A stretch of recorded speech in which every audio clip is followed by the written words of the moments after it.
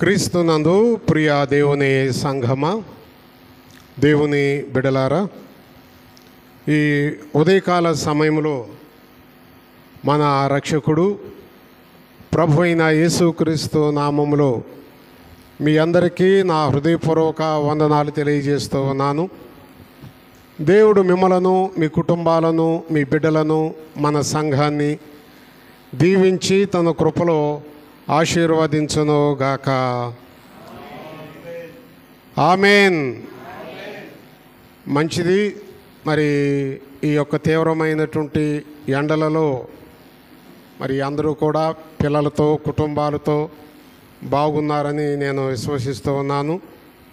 మరలా చెబుతున్నాను, ఎండల తాకిడికి మీ బిడ్డలను బయటకు పంపించకుండా మరి ఎక్కువ ప్రతి గంటకు 1 లీటర్ నీళ్లు తాపిస్తూ ఏదైనా చేస్తాం, కానీ నీళ్ళు ఎక్కువ తాగరు పిల్లలు, పెద్దోళ్ళమైనా.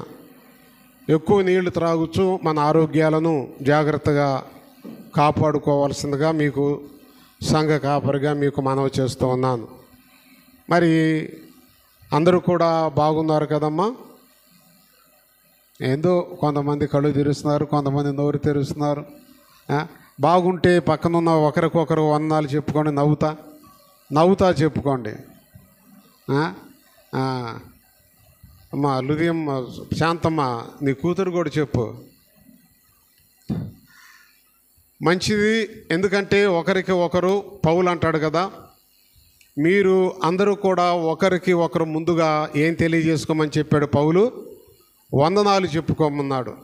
వందనాలు అంటే మీ అందరికి తెలుసు, మరలా చెబుతున్నాను.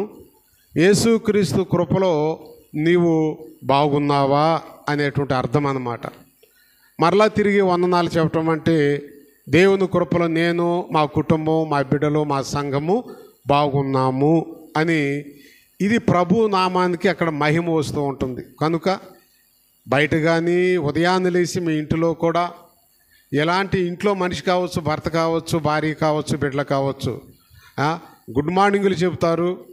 వాటన్నిటికంటే కూడా వందనాలు, ప్రైజ్ ది లార్డ్ అని చెప్పటం అనేది క్రైస్తవునికి ఉత్తమమైనటువంటి లక్షణము. ఆ లక్షణాన్ని మన సంఘంలో మనము అనుసరిద్దాము. పిల్లలు కూడా అంతే, మా అమ్మే కదా, మా నాన్నే కదా అని కాకుండా వందనాలు డాడీ, లేకపోతే వందనాలు అమ్మ అని చెప్పేసి తెలియజేయటం మంచిది. ప్రియ దేవుని సంఘమా, దేవుని బిడలారా, ఈరోజు మనకు ఏర్పాటు చేయబడినటువంటి ఈ యొక్క అంశాన్ని మనము చదువుకుందాము.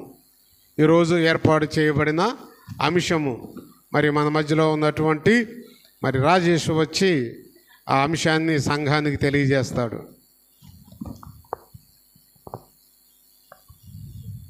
సువార్తలోని విశ్వాసం.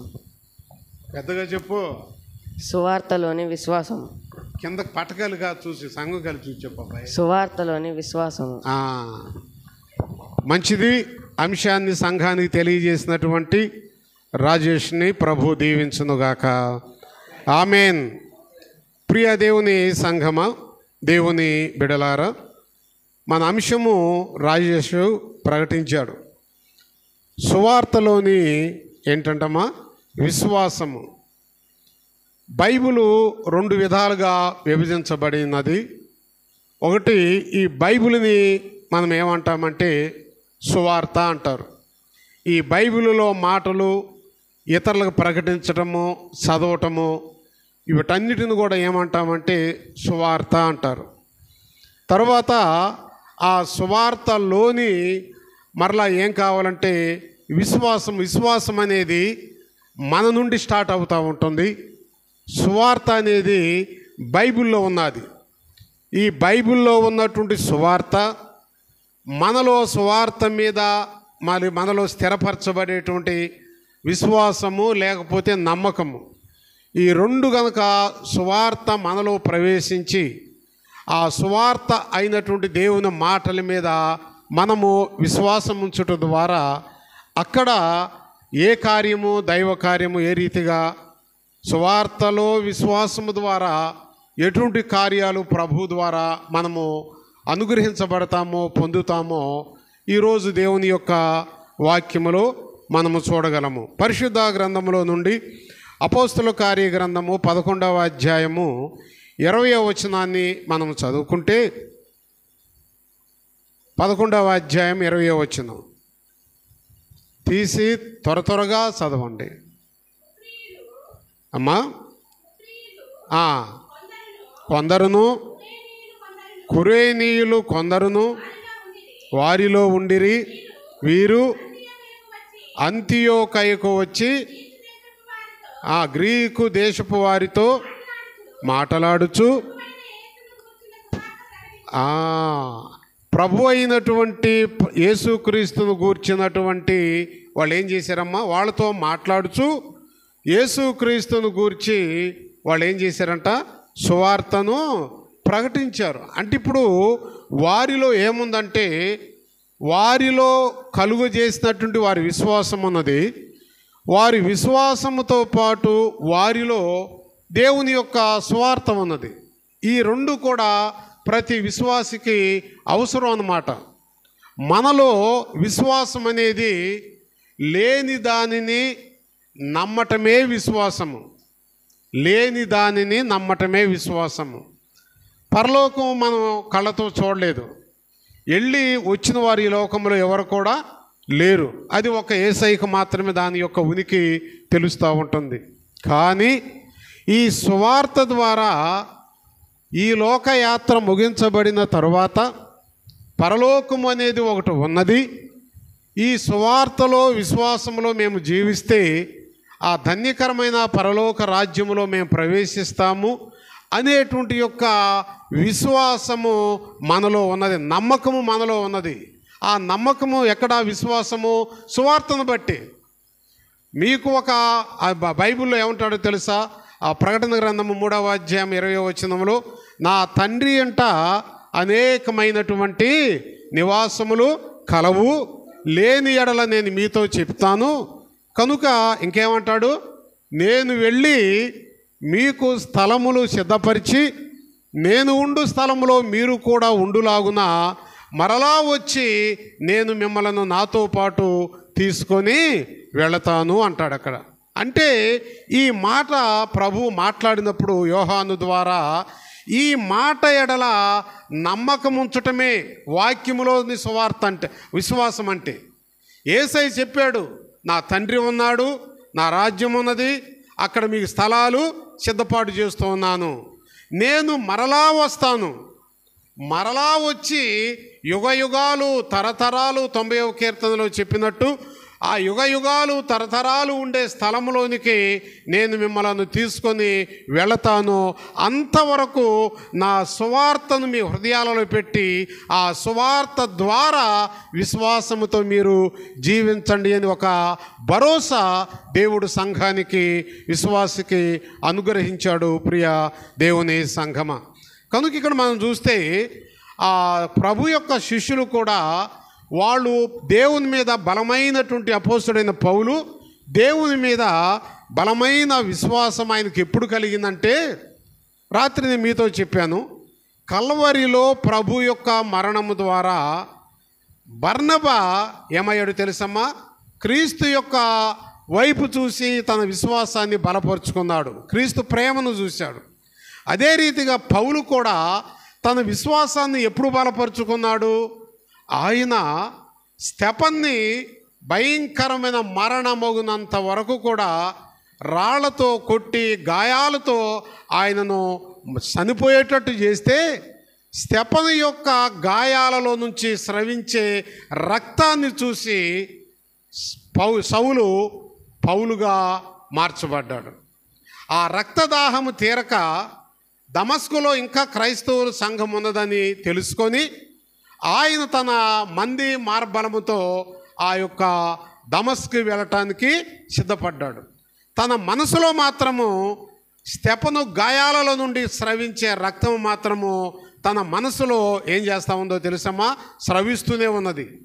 క్రీస్తు యొక్క శ్రమల ద్వారా, స్తెఫను యొక్క రాతి దెబ్బల యొక్క రక్త ద్వారాల ద్వారా మరి సౌలు పౌలుగా మారాడు. మారిన తరువాత అననీయ ద్వారా సువార్త విన్నాడు. ఆ వినుటలో ఆయన సువార్తలోని విశ్వాసము ఆయన గ్రహించాడనమాట. అప్పుడు ఆయన విశ్వాసముతో ప్రభు కొరకు ఆయన తన జీవితాన్ని సమర్పించాడు. ప్రియ దేవుని సంఘమా, దేవుని బిడలారా, 24వ వచనంలో కూడా మనం చూస్తే అదే 11వ అధ్యాయము 24వ వచనము చూడండి. అతడు పరిశుద్ధాత్మతోనూ విశ్వాసముతోనూ నిండుకొనిన సత్పురుషుడు, బహుజనులు ప్రభు పక్షమున చేరిరి. అంతటా అతడు సౌలుని వెదుకుటకు చాలమ్మ. ఇక్కడ మనం చూసినప్పుడు ప్రియ దేవుని సంఘమా, ఇక్కడ అంటాడు అతడు పరిశుద్ధాత్మతో విశ్వాసముతోనూ నిండుకొని. ఇక్కడ చూడండి, పరిశుద్ధాత్మ, రెండవదిగా ఏంటమ్మా? విశ్వాసము. పరిశుద్ధాత్మ అంటే ఏంటి? దేవుని యొక్క వాక్యమే.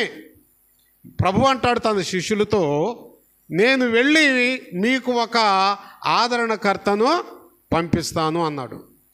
ఆ ఆదరణకర్త మిమ్ములను సర్వసత్యములోనికి నడిపిస్తాడు అన్నాడు. ఆ ఆదరణకర్త ఎవరు? తండ్రి, కుమార, పరిశుద్ధాత్మ, త్రియేక దేవుడు. ఈ త్రియేక దేవుని యొక్క సత్యము అంతయు కూడా ఈ బైబిల్లోనే ఉన్నది, వాక్యమే.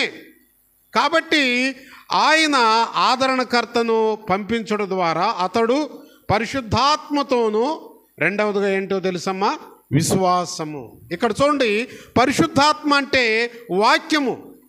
వాక్యములోని ప్రియ దేవుని సంఘమా, ఈరోజు మన అంశము కూడా వాక్యం అంటే సువార్త, సువార్తలోని విశ్వాసము. ఆ పరిశుద్ధాత్మలో ఉన్నటువంటి యొక్క నమ్మకాన్ని నమ్మి విశ్వాసముతో ఆయన మరి సత్పురుషుడుగా, మంచి వ్యక్తిగా ఆయన తన జీవితాన్ని ప్రభువుకి సమర్పించుకున్నట్టు మనం చూస్తూ ఉన్నాము. 20వ వచనంలోనేమో ఏమంటాడో తెలుసా? అక్కడ సువార్త ప్రకటన ఉన్నది.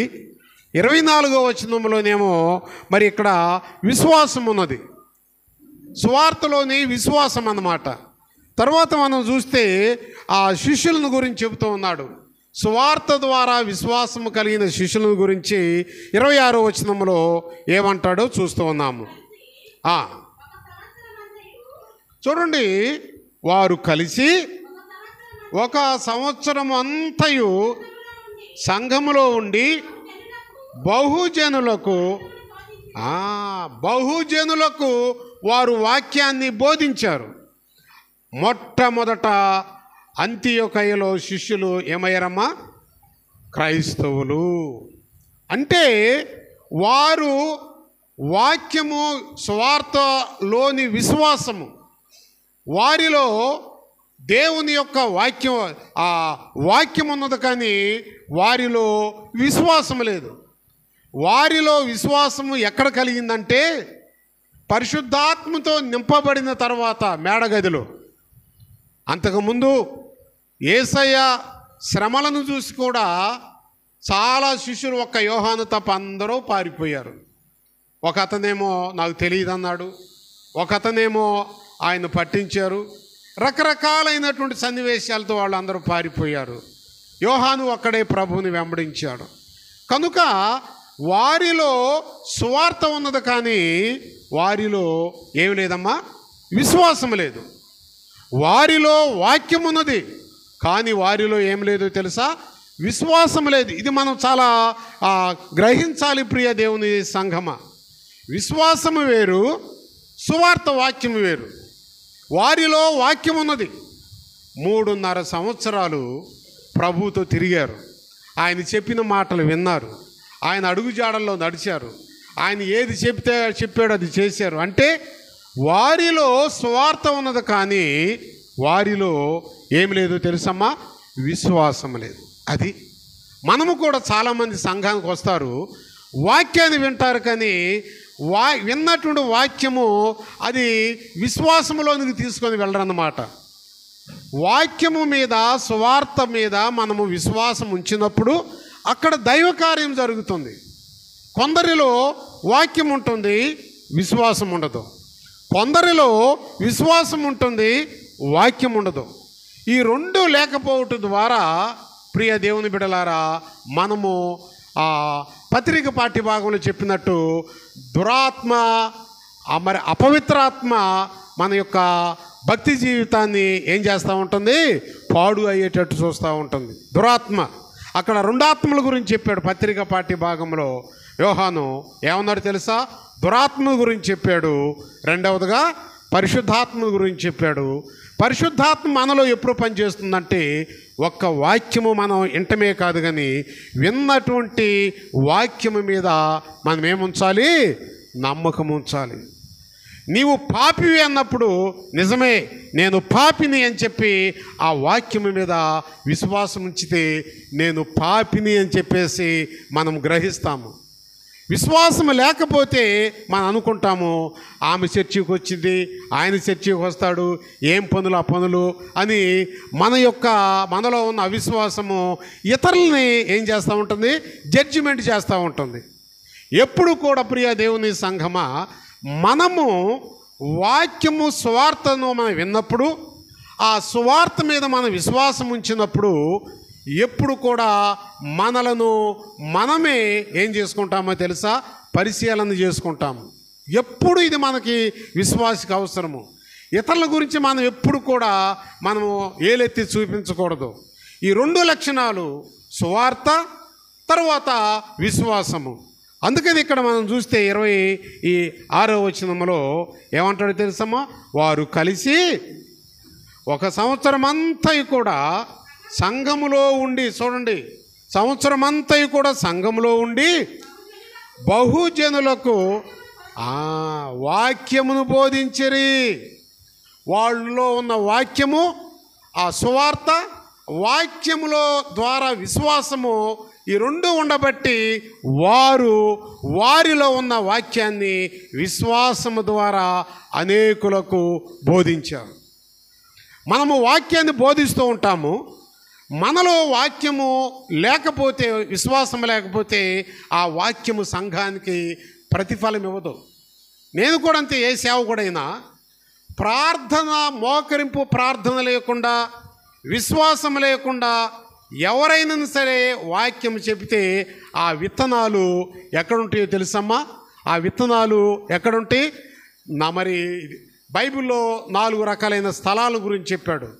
త్రోవ ప్రక్కన పడే విత్తనాలు, రాతి మీద పడే విత్తనాలు, ఇంకా ఏ విత్తనం అది? ముళ్ళ కంచెలో పడేటువంటి విత్తనాలు. దేవుని సేవకుడు ఎప్పుడు కూడా మోకరింపు ప్రార్థన, విశ్వాసము, వాక్యము, ఈ 3 లేకపోతే ఇక్కడ దేవుని సేవకుడు తన జ్ఞానముతో ఎంత ప్రకటించినా ఆ వాక్యము సంఘానికి గలిబిలిగా ఉంటుంది. ఆ వాక్యము అర్థము కాదు. త్రోవ పక్కన పడిన విత్తనముగా, లేకపోతే ముళ్ళ కంచెలో పడిన విత్తనముగా, లేకపోతే రాతి మీద పడిన విత్తనముగా ఆ వాక్యం అనే విత్తనము ఏమవుతుందో తెలుసా? వ్యర్థమైపోతూ ఉంటుంది. ఈ స్థలములో మన సంఘములో పురుషులు కానీ స్త్రీలు కానీ దేవుని వాక్యాన్ని చక్కగా చెబుతూ ఉన్నారు. నేను వారితో చెబుతున్నాను, అమ్మ మీరు ప్రార్థన చేసుకొని వాక్యాన్ని చెప్పండి తల్లి అని చెప్పి. ఇంకా చెబుతూ ఉంటాను, బిడ్డలు వాక్యం చెప్పేటప్పుడు సంఘముతో చెబుతూ ఉంటాను, మీరు ప్రార్థన చేస్తూ వాక్యాన్ని వినండి అంటూ ఉంటాను. ఈ రెండు కలిసినప్పుడు ప్రియ దేవుని సంఘమా, అక్కడ వాక్యము ఏ నేల ఉంటుందో తెలుసా? ఆ విత్తనము మంచి నేలన పడిన విత్తనము ఏమవుతుందంట? బహుగా ఫలించును. ఎట్లా ఫలిస్తుంది? 30 వంతులుగాను, 60 వంతులుగాను, 100 వంతులుగాను ఫలిస్తుంది. ఈ ఫలింపుకి కారణం ఏంటి తెలుసా?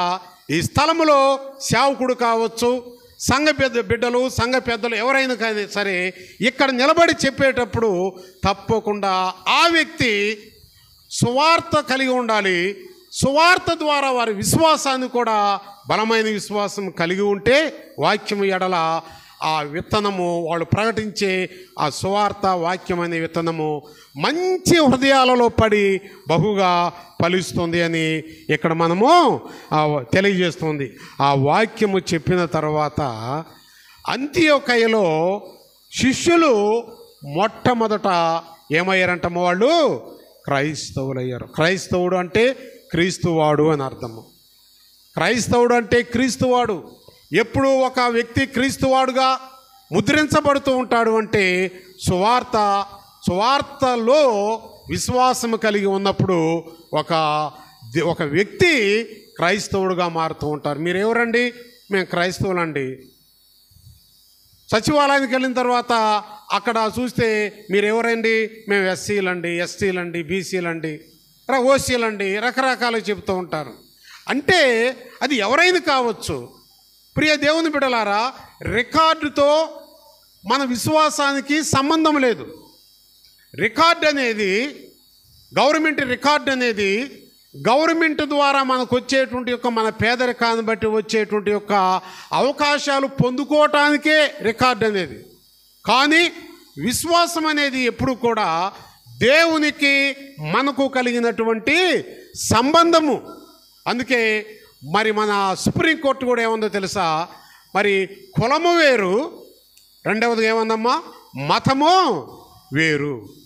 మతం అనేది ఎవరైనా వారి సొంత నిర్ణయాలు, కులం అనేది అది గవర్నమెంట్లో ఉన్నటువంటి నిర్ణయం అని చెప్పేసి తెలియజేశాడు. కాబట్టి మరి మత మార్పిడులు జరుగుతుంది అని చాలామంది హైందవులు గగ్గోలు పెడుతూ ఉంటున్నారు. మతము అనేది వాళ్ళ సొంత నిర్ణయము. నా సొంత నిర్ణయం ఉంది. మీరు ఎప్పుడైనా కొన్ని సందర్భాలలో నాకు ఆహారం చేసినప్పుడు మీరేమంటారు? చికెన్ వండి తినుండు పాష్ గారు అంటాడు. అమ్మ నేను తిన్నా అంటాను. తినకపోతే లాభం లేదు, తినాలండి తప్పకుండా. మా ఇంట్లో ప్రేమతో తీసుకొచ్చాము, అదేంటండి తిను అని నా మీద కోప్పడ్డారు అనుకో, నేనేమంటాను? అది నా సొంత నిర్ణయము. తింటానో తిననో అది మీకు అనవసరం. నా నిర్ణయం ఏదో అది మీకు చెప్తానో అది మీరు నాకు తయారు చేయాలి. అది నా యొక్క నిర్ణయము, మీ యొక్క ప్రేమ. అంతేగాని అక్కడ బలవంతము చేయటానికి ఎలాంటి అవకాశము లేదు. షుగర్ ఉన్న వ్యక్తి ఇంకొక ఇంటికి వెళ్ళినప్పుడు వాళ్ళు కనుక పంచదార నీళ్లు, ఎండాకాలం అండి, గాలుపులు, ఎండలు కాస్తున్నాయి, పంచదార నీళ్లు తాగు, చల్లగా ఉంటుంది, వేడి తగ్గుతుంది అంటే ఆ షుగర్ ఉన్న పర్సన్ తాగుతాడండి? తాగడు. ఎందుకో తెలుసా? అది ఆయన సొంత నిర్ణయము. అదే రీతిగా కులం అనేది ఈ లోక సంబంధమైనటువంటి కమ్యూనిటీ, మతం అనేది అది సొంత నిర్ణయము. నీ నిర్ణయము ఎట్టయినా ఉండవచ్చని ఇక్కడ చెబుతూ, వాళ్ళు సువార్తను ప్రకటించినప్పుడు ఆ సువార్తను విన్న తర్వాత, సువార్తలో వాడు విశ్వాసం ఉంచిన తర్వాత మొట్టమొదట అంతియోకయలో శిష్యులు ఏమయ్యారండి? క్రైస్తవులయ్యారు. ఈనాడు ఈ మాటలు విన్న తర్వాత నేను కానీ మీరు కానీ మనము క్రైస్తవులమా కాదని ఒక నిర్ణయానికి రావాలి. చెప్పుకోవచ్చు, నేను చర్చికి వెళ్తున్నానండి, నేను ప్రార్థనకి వెళ్తున్నానండి, మేము క్రైస్తవులండి అని చెప్పుకోవచ్చు ప్రియ దేవుని సంఘమా. కానీ చెప్పుకున్నంత ఈజీ కాదు మనం దేవుణ్ణి అనుసరించటము. దేవుణ్ణి అనుసరించాలంటే ఒకే ఒకటి, సువార్త వాక్యము మన హృదయములలో నాటబడాలి. నాటబడిన వాక్యము ఎడల మనం ఏముంచాలమ్మా? విశ్వాసం ఉంచాలి. విశ్వాసము లేకుండా ఎవరు ఏదైనా చేసినా అది వ్యర్థము అంటాడు. బైబిల్లో ప్రభు చెప్తాడు, విశ్వాస సహితమైన ప్రార్థన ఏం చేస్తుందమ్మా? రోగిని బాగు చేయును. అంతే కదా? విశ్వాస సహితమైన ప్రార్థన అంటే మన ప్రార్థన రోగిని అంటే, రోగి అంటే ఏదో శరీరానికి వచ్చే జబ్బులు కాదు. రోగాలు అంటే ఇతరులని దూషించడము అది ఒక జబ్బే, ఇతరులను ఆడిపోసుకోవటం అది ఒక జబ్బే, ఇతరుల గురించి చెడుగా మాట్లాడుకోవటం అదొక జబ్బే. ఈ జబ్బులకి మందు ఒక సువార్తలోనే ఉన్నది. మన మధ్యలో మరి మన వెంకటేష్ ఉన్నాడు. వెంకటేష్ దగ్గరికి అయ్యా నాకెందుకో ఎప్పుడు మా పక్క వాళ్ళని చూస్తే రుసరుసలాడ అనిపిస్తుంది, ద్వేషంగా ఉంది, మరి ఏదైనా కొంచెం ట్యాబ్లెట్ ఆ వెంకటేష్ అంటే, వెంకటేష్ ఏమైనా ఇస్తాడు దానికి ట్యాబ్లెట్? నీలో ఉన్న ద్వేషము పోవటానికి, నీలో ఉన్న కక్షలు పోవటానికి, నీలో ఉన్న అసూయ పోవటానికి, నీలో ఉన్న విమతాలు పోవటానికి మరి మన సహోదరుడు వెంకటేష్ దగ్గర ఏమైనా మెడిసిన్ ఉంటుందండి? ఉంటుందా? అయ్యా జ్వరం అంటే ఒక ట్యాబ్లెట్ ఇస్తాడు. అయ్యా అలా గ్యాస్ కడుపు ఉబ్బరంగా ఉంటే ఓ ట్యాబ్లెట్ ఇస్తాడు. బాడీ అంతా పెయిన్స్ అంటే ఓ ట్యాబ్లెట్ ఇస్తాడు. ఎందుకు మా ఆయన్ని చూస్తుంటే కొట్టాలనిపిస్తుందంటే ఏ ట్యాబ్లెట్ ఇస్తాడు? నా భార్యను చూస్తుంటే నాకు ఎందుకు అస్సలకి ఇష్టం లేదండి, ఏదైనా మంచి ట్యాబ్లెట్ ఇవ్వమంటే ఆయన ఇవ్వగలుగుతాడా? లేదు. కాబట్టి ప్రియ దేవుని బిడ్డలారా, మనము ఇవన్నీ ఉంటే మనము క్రైస్తవము కాదు, దురాత్మ సంబంధులని పత్రిక పాఠ్య భాగంలో తెలియజేస్తూ ఉన్నాడు. కాబట్టి మనము క్రైస్తవులుగా ఉండాలి అంటే సువార్త వాక్యములో విశ్వాసము కలిగి మనము జీవించాలని బైబిలు తెలియజేస్తూ ఉన్నది. సామెతల గ్రంథము 13వ అధ్యాయము 22వ వచనాన్ని మనం చదువుకుంటే, సామెతలు 13:22 వచనం.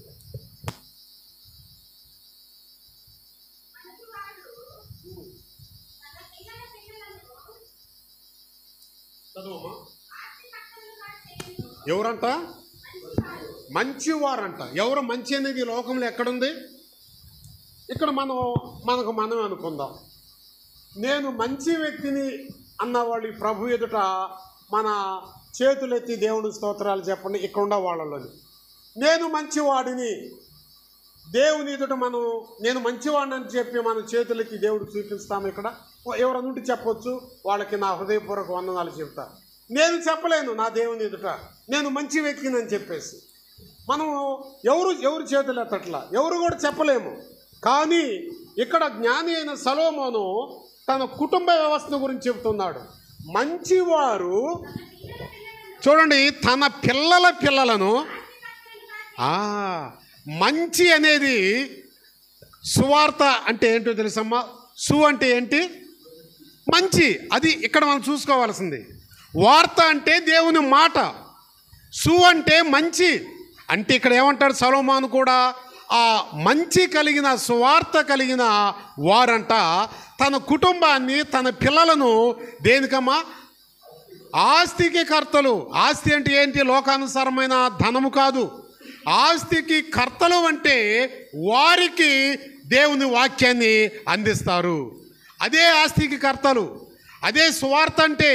మన బిడ్డలు ఆస్తికి కర్తలుగా ఎప్పుడు అవుతారో తెలుసా? కుటుంబంలో ఉన్న భార్య భర్త ఇద్దరు కూడా ముందు వారు మంచివారుగా ఉండాలి. అంటే సువార్తను కలిగిన వారుగా ఉండాలి, సువార్త మీద విశ్వాసం కలిగిన వారుగా ఉండాలి. తల్లి తండ్రి ఆ రీతిగా ఉంటే వారి యొక్క పిల్లలంట ఏమవుతారో తెలుసమ్మా? ఆస్తికి కర్తలు.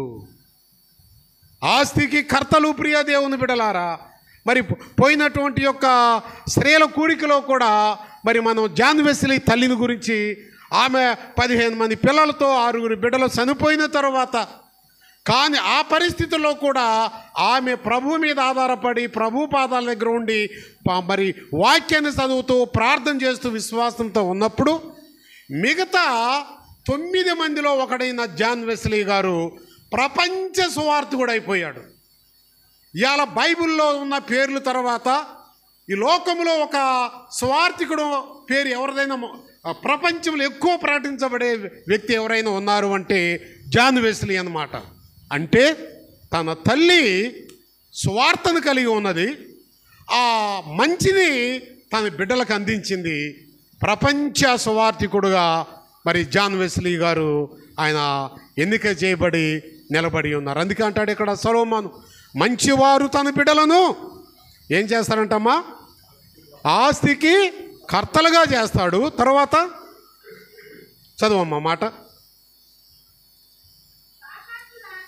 పాపాత్ముల ఆస్తి నీతిమంతులకు ఉంచబడును. పాపుల ఆస్తి బైబిల్లో ఒకడున్నాడు, నా ప్రాణమా తిను తాగు సుఖించు, ఎంతో సంపాదించాను, వాళ్ళ నోరు ఏళ్ళ నోరులు కొట్టి వాళ్ళని అక్రమంగా మరి సంపాదించి నీకు సంపాదించే తిను తాగు అన్నప్పుడు దేవుని ఆత్మ రాత్రి వాడి దగ్గరకు వచ్చింది. దేవుని ఆత్మ అతని దగ్గరకు వచ్చి అతనితో దేవుని ఆత్మ ఏం మాట్లాడిందమ్మా?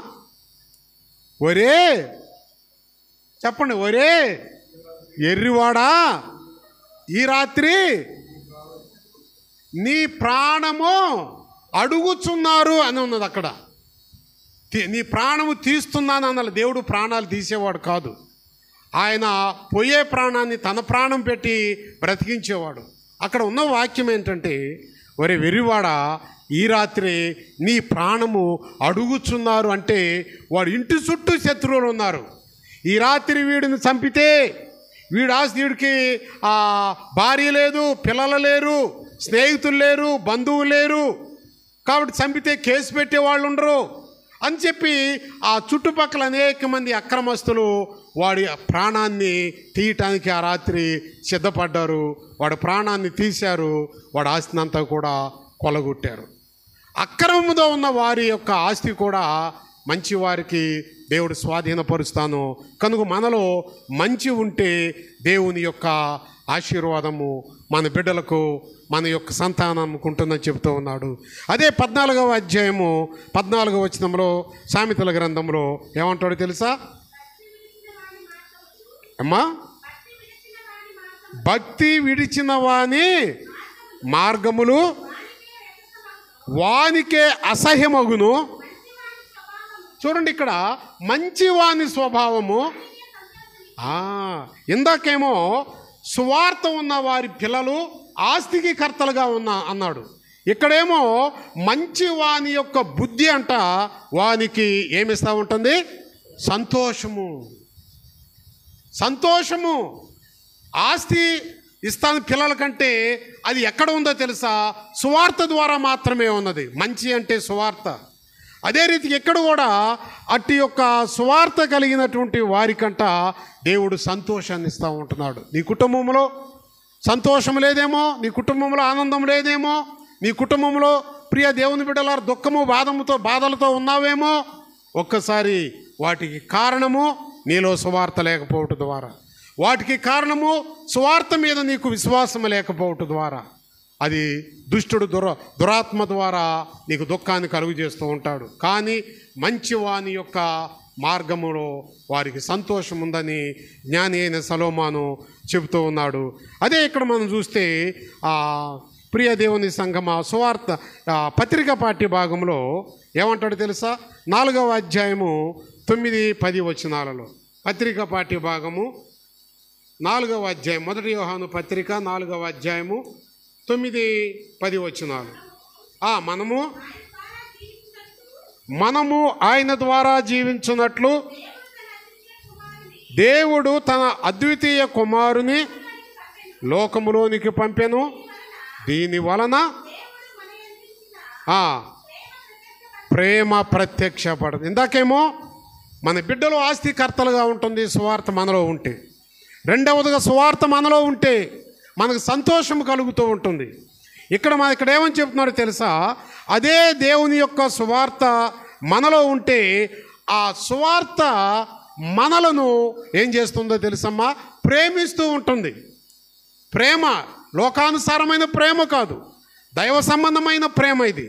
యేసయ్య కలవరిలో ఉండి లోకాన్ని ప్రేమించాడు, శ్రమలలో నుండి లోకాన్ని ప్రేమించాడు, గాయాలలో బాధపడుచు లోకాన్ని ప్రేమించాడు, ఆకాశానికి భూమికి మధ్యలో మండు టెండలో 3 మేకుల ఆధారంతో వేలాడుచు లోకాన్ని ప్రేమించాడు. అట్టి దైవ సంబంధమైన ప్రేమ నీకు, నాకు, మన కుటుంబాలకు రావాలి అంటే మనలో దేవుని యొక్క వాక్యం ఉండాలి.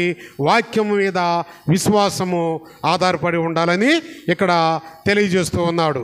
అదే రీతిగా ప్రియ దేవుని బిడ్డలారా 10వ వచనంలో ఏమంటాడు చూడండి? మనము దేవుణ్ణి ప్రేమించామని కాదు, ఆయనే మనలను ప్రేమించాడు, మన పాపములకు ప్రాయశ్చిత్తమై ఉండుటకు తన కుమారుని పంపెను. మనం ప్రేమించడం కాదు, నేను తెగ ప్రార్థన చేస్తున్నానండి, నేను వాక్యం చదువుతున్నానండి, నేను వాక్యం చెప్తాను, అది కాదు. దేవుడు నీవు ప్రేమించడం కాదు, కానీ దేవుడు నిన్ను ఎంతగా ప్రేమించాడో అది వాక్యం ద్వారా మాత్రమే తెలుస్తూ ఉంటుంది. నన్ను దేవుడు ఎంత ప్రేమించాడు ఏమండి? మా ఇంట్లో వాళ్ళందరూ అంటే నాకు ఎంతో ప్రేమ అండి, వాళ్ళు ఎవరు నన్ను ప్రేమించట్లేదండి. నా భర్త అంటే నాకు ప్రేమ అండి, నా భర్త నన్ను ప్రేమించట్లేదు. నీ ప్రేమలో లోటు ఉంటేనే నీ భర్త ప్రేమను నీవు పొందుకోలేకపోతున్నావు. అది ముందు గ్రేడ్ చేసుకోవాలి, సరి చేసుకోవాలి. అదే రీతిగా నీవు దేవుణ్ణి ప్రేమిస్తున్నావు, కానీ ఎందుకో దేవుడు నా ఎడల ఎందుకో ప్రేమ లేదండి అనే మాట ఈజీగా ఉంటుంది. కానీ నీ యొక్క ప్రేమలో ఎటువంటి దోషం ఉన్నదో మన ప్రేమలో గ్రేడ్ చేసుకోవాలన్నమాట. గ్రేడింగ్ అంటే తెలుసు కదా, రకరకాల వాటిని వేరు చేస్తూ ఉంటారు. నీ ప్రేమలో ఉన్నటువంటి పనికిరాని వాటిని గ్రేడ్ చేసి తీసివేసి నిజమైన ప్రేమతో వాక్యము ద్వారా విశ్వాసము ద్వారా దేవుణ్ణి ప్రేమిస్తే ఆయన ప్రేమ నీ కుటుంబంలో విస్తారంగా ఉంటుందని బైబిల్ తెలియజేస్తూ ఉన్నది. ప్రియ దేవుని సంఘమ, ఇంకో మాట మనం చూస్తే అదే యోహాను శుభవార్త 15వ అధ్యాయము 10-11 వచనాలలో మనం ఒక మాట చదువుకుందాము. యోహాను శుభవార్త 15వ అధ్యాయము 10-11 వచనాలు. ఇక్కడ చూడండి, నేను నా తండ్రి ఆజ్ఞలను గైకొని ఆయన ప్రేమయందు నిలిచి ఉన్న ప్రకారము మీరు కూడా నా ఆజ్ఞలు గైకొని ఎడల. ఇక్కడ కూడా ఏమంటాడు తెలుసా? నా ఆజ్ఞలు గైకొనటము అంటే, ఆజ్ఞలు అంటే ఏంటమ్మా? ఆజ్ఞలు దేవుడు మోషేకి ఆజ్ఞలు ఇచ్చాడు. ఆ ఆజ్ఞలకు ఒక పేరు పెట్టాడు. ఏంటి అది? ధర్మశాస్త్రము. అంతే కదా? ధర్మశాస్త్రం అంటే దేవుని వాక్యము. ధర్మశాస్త్రాన్ని దేవుడు నెరవేర్చి కలవరిగిరి శిలువలో 3 మేకులతో బంధించి ఉన్నాడు. ఇక మీరు ధర్మశాస్త్ర సంబంధులు కాదు, మీరు సువార్త సంబంధులు అని చెప్పేసి కలవరిలో నుండి ఆయన ప్రేమ ద్వారా లోకానికి సువార్తను అందించాడు. ఇప్పుడు మనము ధర్మశాస్త్ర సంబంధులము కాదు, ఆయన నెరవేర్చి శిలువలో బంధించాడు.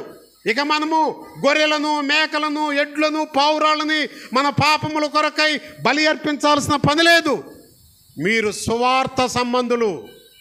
కలవరిలో యేసుక్రీస్తు తన శిలువలో పొందిన గాయాల ద్వారా, గాయాల నుంచి స్రవించిన రక్తపు బిందువే సువార్త. ప్రియ దేవుని బిడ్డలారా, సువార్త అంటే ఏంటి తెలుసా? యేసుక్రీస్తు గాయాల నుంచి కారుచుందే రక్తము, ఆ రక్తమే సువార్త. మనమందరము కూడా ఇప్పుడు ఆ రక్త సంబంధులమై ఉన్నాము. మనలో కూడా ఆ రక్తమనే సువార్త మన జీవితంలో ప్రవేశించినప్పుడు, ఆ గాయాల వైపు చూసినప్పుడు, ఆ గాయాల మీద మన విశ్వాసం ఉంచినప్పుడు, ఈ విశ్వాస సంబంధమైన సువార్తలో విశ్వాసం ఉంటుంది. వెంటనే మన జీవితాలు ఎంతగా ధన్యకరం అవుతాయో ఇక్కడ తెలియజేస్తున్నాడు. కిందకు చదువమ్మా, 11వ వచనం. మీ యందు నా సంతోషము ఉండవలెనని, మీ సంతోషము పరిపూర్ణము కావాలనని. అది ఈ మాటలన్నీ కూడా మన సంతోషము ఏమవ్వాలంట? చాలామంది బాగుండవమ్మా. బాగుండాలి పాష్ గారు. ఎట్లా ఉండవు? బాగుండాలయ్యా. ఏంటి విశేషాలు? ఏం లేవండి. వారు హృదయంలో ఉన్న ఆ సంతోషము మీద ఏదో ఒక మరి భౌతిక సంబంధమైనటువంటి సమస్య ఉన్నది. చూడండి, కోడి గుడ్డు ఉంటుంది. ఆ గుడ్డు లోపల ఏముంటుందమ్మా? ఏముంటుంది? పిల్ల ఉంటుందా? ఆ గుడ్డు లోపల పిల్ల ఉంటుంది. నిజమే. కానీ ఇప్పుడు కోడి పైనంతా గుడ్డు ఉన్నది, లోపల పిల్ల ఉంటుంది.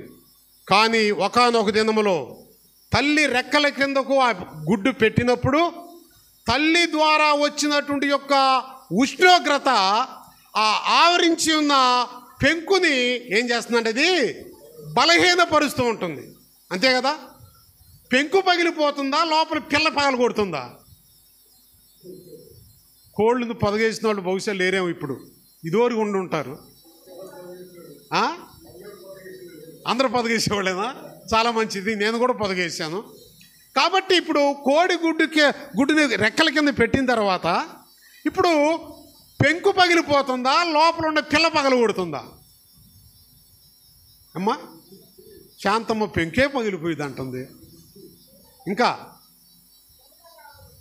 పిల్లే పగలు కొడుతుంది, పెంకు కాదు.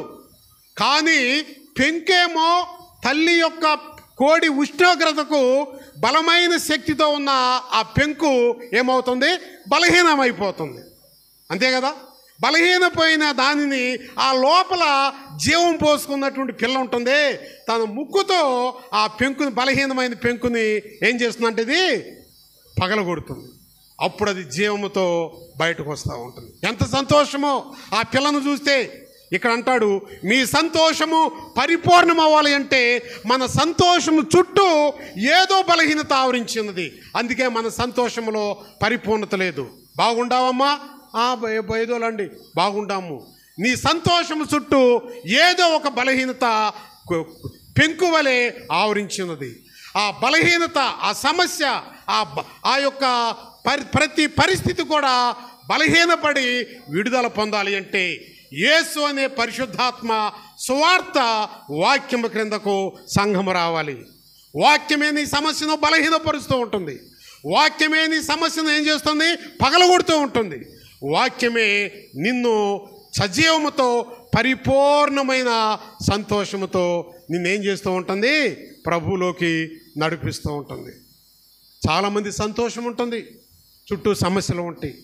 ప్రార్థనకు వస్తాము, సమస్యలు ఉంటాయి. ప్రార్థనకు వస్తాము, బలహీనతలు ఉంటాయి. ప్రార్థనకు వస్తాము, బలహీనమైన మాటలు ఉంటాయి. ఈ యొక్క సంతోషము పైన ఉన్న ఈ సమస్యలన్నీ కూడా పోవాలి అంటే వాక్యము కిందకు రావాలి. కోడిగుడ్డులో ఉన్న పిల్ల బయటికి రావాలి అంటే కోడిగుడ్డు పెట్టంగలే పగలగొడితే పిల్ల వచ్చిందమ్మా? పిల్ల వచ్చిందా చెప్పండి? పిల్ల రాదు. ఆ గుడ్డు కోడి రెక్కల కిందకి వెళ్ళాలి. నీ సంతోషము పరిపూర్ణము కావాలి అంటే యేసు సువార్తలోనికి వెళ్ళాలి.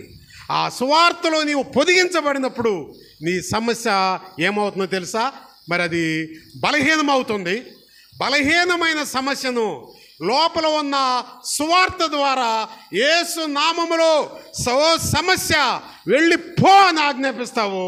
బలహీనమైన సమస్య, బలహీనమైన పెంకు ఆ పిల్ల యొక్క ముక్కుల దాటికి ఏ రీతిగా పగిలిపోతుందో, నిన్ను ఆవరించిన అది భర్త ద్వారా, బిడ్డల ద్వారా, ఇరుగు పొరుగు వారి ద్వారా, లేకపోతే బంధువుల ద్వారా నీలో ఉన్న ప్రతి సమస్య కూడా వెడలిపోవాలి అంటే సువార్త అనేటువంటి పొదుగు దగ్గరకు, వాక్యం దగ్గరకు రావాలి.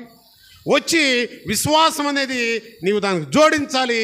అప్పుడు నిన్ను ఆవరించి ఉన్న సమస్య బ్రద్దలైపోతుంది. ప్రియ దేవుని బిడ్డలారా, నీవు ప్రభువుని ఆరాధిస్తూ ఉంటావు, ప్రభువుని స్తుతిస్తూ ఉంటావు. నీలో సువార్త లేకుండా, నీలో విశ్వాసం లేకుండా నీవు మోకరించి, ఓ సమస్య పో, నా భర్తలో ఉన్న త్రాగుబోతనము పో, నా భర్తలో ఉన్న తిరుగుబోడుతనము పోవాలి, నీ ప్రార్థన కంట ఘోషగా ఉంటుందే కానీ నీ ప్రార్థన ప్రభు సన్నిధి చేరదు. ఎందుకో తెలుసా? నీలో ఏమి లేదో తెలుసమ్మా? బలమైన సమస్య ఉన్నది. నీలో సువార్త లేదు, నీలో ఏమి లేదు, విశ్వాసం లేదు. ఈ రెండు కలిగినప్పుడు, ఆ రెండు కలిగి మోకరిస్తే ప్రతి సమస్యను దేవుడు బలహీనపరుస్తాడు. ఆ సమస్యను యేసు నామములో మనం ఎదిరించగలుగుతాము. తప్పకుండా నీ సంతోషము ఏమవుతుందంట? పరిపూర్ణమవుతుంది. అప్పుడు పాస్టర్ గారు ఎదురుపడంగలే వందనాలయ్య గారు అంటారు. పాస్టర్ గారు వందనాలు చెప్పడం కాదు. అయ్యా వందనాలయ్యా, బాగుండారా? అమ్మగారు బాగుందా? అయ్యా బాగున్నారా? వందనాలయ్యా. ఆ సంతోషం ముఖంలో ఎంత రిఫ్లెక్షన్ ఇస్తూ ఉంటుందో, ఎంత వెలుగునిస్తూ ఉంటుందో ఏంటో తెలుసమ్మా? పరిపూర్ణమైన సంతోషం. ఈనాడు మన జీవితాలలో పరిపూర్ణత అనేది లేకపోవడానికి కారణం ఒకటే, సువార్తలో కలిగినటువంటి విశ్వాసం మనలో లేకపోవటం ద్వారా. కనుక ఈ యొక్క ఉదయకాల సమయంలో నీవు నేను కూడా ఆ సర్వోన్నతుడైన దేవుని మీద మనం ఆధారపడి సువార్తను, వాక్యాన్ని, ధర్మశాస్త్రాన్ని మనము మన జీవితాల్లోకి ఆహ్వానించుకొని ఆ వాక్యము మీద ఏముంచాలి? విశ్వాసం ఉంచాలి. ఏదైనా విశ్వాస సహితమైనటువంటి ఏదైనా సరే ప్రభు చెబుతాడు, విశ్వాసము కలిగి, ఎంత విశ్వాసం అంటమ్మా? ఆవగింజంత విశ్వాసం అంటాడు ఇక్కడ. నేను ఒక జరిగినటువంటి కథ విన్నాను. ఒక నిరుపేదవాడంట ఒక కొండ దగ్గర గుడిసేసుకొని ఆ గుడిసె జీవిస్తూ ఆయన ఏం చేస్తున్నాడు? ఆయన బ్రతుకుతున్నాడంట. బ్రతుకుతూ ఉన్నప్పుడు అప్పుడు అక్కడ ఆయన మంచి క్రైస్తవుడు, చర్చికి వెళ్తాడు, ప్రభు మీద ఆధారపడతాడు, సువార్త విశ్వాసం కలిగిన జీవించి.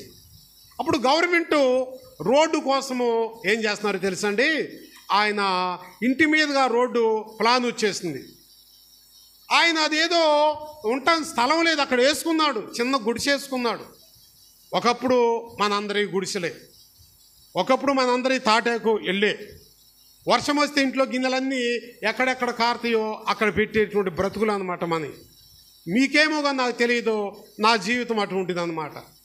నేను ఇక్కడైతే మాత్రం రామారావు గారు ఉన్నప్పుడు ఆ ఇల్లుని నేను చూసిన, ఆ పూరి తాటాకు ఇల్లుని నేను 23 సంవత్సరాల క్రితం వచ్చినప్పుడు నేను చూశాను. మన బ్రతుకులంతా అంతే. కానీ యేసుక్రీస్తు ఎప్పుడైతే క్రైస్తవులు సువార్త లోదరణ యొక్క సేవకుల ద్వారా సంఘాలలోకి, కమ్యూనిటీలోకి వచ్చినాయో, దేవుడు మన స్థితిగతులను ఏం చేశాడండి? వాక్యము ద్వారా మార్చాడు. కనీసం ఇలా పెళ్ళికి కూడా తాటాకు పందిళ్ళు ఇట్లా వేస్తున్నారమ్మా, ఇట్లా టెంట్ వేస్తున్నారు. పెళ్ళి అయిపోయిన తర్వాత ఆ టెంట్ తీసుకెళ్ళిపోతున్నారు. అది పెళ్ళిళ్ళో లేకపోతే ఏ ఇల్లో కూడా అర్థం కావట్లేదు. ఇంకా అది కూడా లేదు. ఒక హాలును మాట్లాడుకుంటున్నారు, బంధువులంతా అక్కడికే వస్తున్నారు, అక్కడే అంత అయిపోతుంది. ఎటోళ్ళు అటు వెళ్ళిపోతున్నారు, ఇంటోళ్ళు ఇంటికి వస్తున్నారు, ఒక బంధువు కూడా ఉంట్లా ఇంట్లో. దేవుడు తన శిష్టాన్ని మార్చివేశాడు. కనుక ప్రియ దేవుని బిడ్డలారా, వాడు దేవుని మీద ఆధారపడి ప్రార్థన చేస్తూ ఉన్నాడు, దేవుని వైపు చూస్తూ ఉన్నాడు. వెంటనే వాళ్ళు వచ్చి ఏం చేశారో తెలుసా అండి? ఆ కొండ క్రింద దిగువ భాగంలో ఆ గుడిసె తీయటానికి వాళ్ళు ప్లాన్ చేసినప్పుడు గుడిసె మీదుగా ఆయన ప్రభు దగ్గర ప్రార్థన చేశాడు. ఇది జరిగిన సత్యం. ప్రార్థన చేసిన తర్వాత కొన్ని దినాల తర్వాత అప్పుడు వాళ్ళకు ఒక ప్లాన్ వేసి తెలుసు, అది ఒక కొండ ఒక టూరిస్ట్ ప్లేస్గా ఏర్పాటు చేస్తే మంచిది అని చెప్పేసి, మీకు తెలుసు తెలీదు, బోయపాలెం ఉన్నది. బోయపాలెం దగ్గర రెడ్డి రాజుల ఒక కొండలు ఉన్నవి. ఇప్పుడు అది ఆ కొండ చుట్టూ ఘాటీ రోడ్డు ఏర్పాటు చేశాడు. ఆ కొండ పైన మరి బావులు ఉన్నవి, కత్తుల బావు ఉన్నది, రకరకాల పార్కులు ఉన్నవి, రకరకాల జంతువులు ఉన్నవి.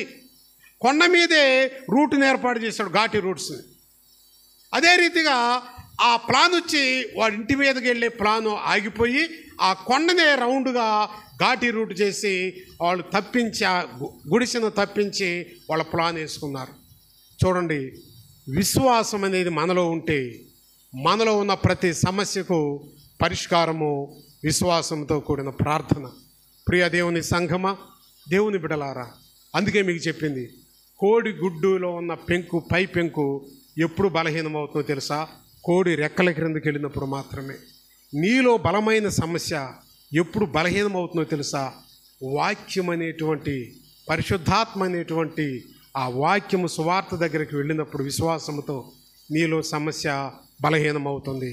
ఆ బలహీనమైన సమస్యను నీ ప్రార్థన ద్వారా, కోడి బలహీనమైన పెంకుని తన ముక్కుతో పిల్ల ఏ రీతిగా పగలగొడుతుందో అదే రీతిగా బలహీనమైన సమస్యను నీ ప్రార్థన ద్వారా యేసు నామములో దానిని తొలగించుకుంటావు.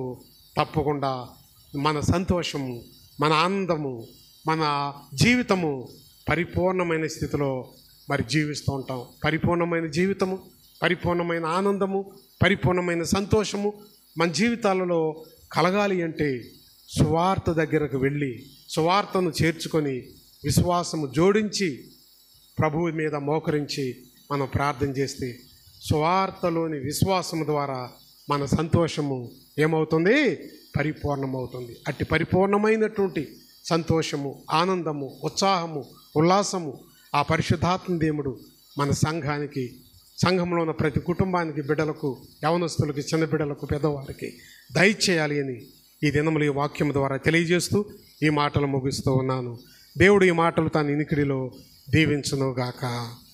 ఆమేన్. సమస్త జ్ఞానమును గమించిన దేవుని సమాధానము యేసుక్రీస్తు వలన మీ హృదయములకు, మీ తలంపులకు తోడయ్యుండును గాక.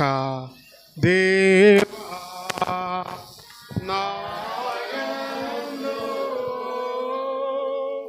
శుద్ధ